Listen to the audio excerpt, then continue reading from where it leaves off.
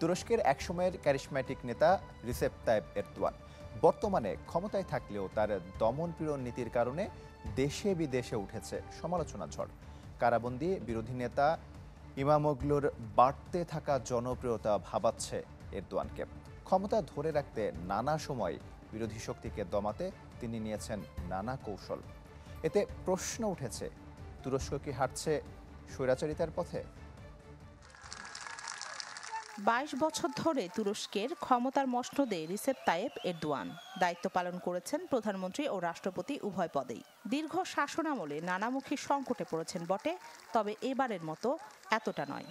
40 gün 45 gün daha kazanıp pisliklerini temizlemek için বিরোধী দল Republican people's party সিএইচপির নেতা ও president প্রার্থী একরেম ইমামোগ্লুকে গ্রেপ্তারের পর কারাবন্দী করার ঘটনায় তুরস্কে যে দমনপীড়ন শুরু হয়েছে তাতে দেশে বিদেশে হচ্ছে এরদোয়ানের সমালোচনা।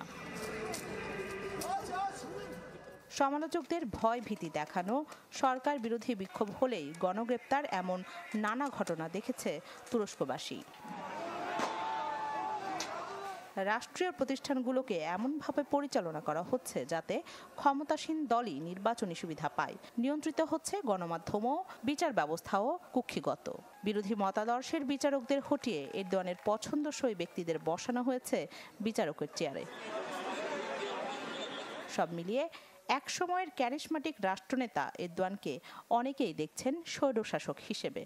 তাকে টেক্কা দিতে ইমামোগ্লুকে উপযুক্ত প্রার্থী মনে করছেন অনেকে। 2028 সালে অনুষ্ঠিত হতে যাওয়া প্রেসিডেন্ট নির্বাচনে প্রার্থী হিসেবে রিপাবলিকান পিপলস পার্টির মনোনয়নও পেয়েছেন তিনি।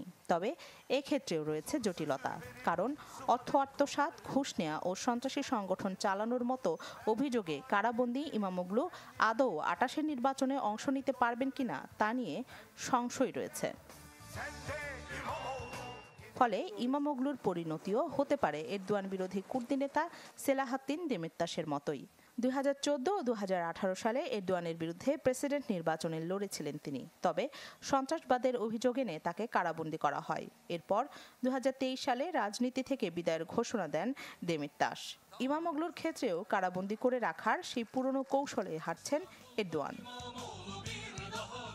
রাখি জেসমিন, চ্যানেল 24।